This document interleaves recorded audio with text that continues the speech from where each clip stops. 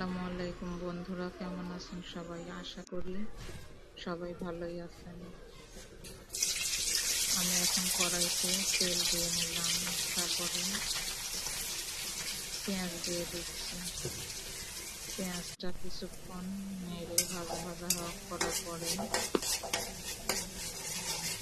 তাতে আমি সব রকমের মশলা দিয়ে দিলাম। হলুদ গুঁড়া, মরিচের গুঁড়া, ধনিয়া গুঁড়া, জিরা বাটা, পেঁয়াজ বাটা, আদা বাটা, রসুন বাটা, লবণ একত্রে পেঁয়াজের মধ্যে ঢেলে কিছুক্ষণ নেড়ে নিয়ে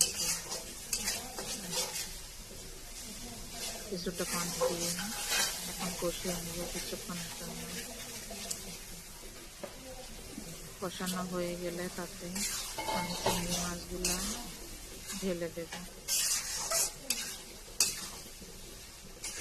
কিছুক্ষণ নাড়াচাড়া করার পর কষানোর জন্য আমি ঢেকে দিলাম।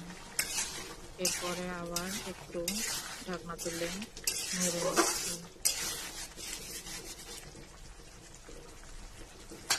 আমি এখানে চিংড়ির দো পেঁয়াজা বানাচ্ছি। আপনারা দেখে জানাবেন কমেন্টে কেমন হয়েছে রান্না।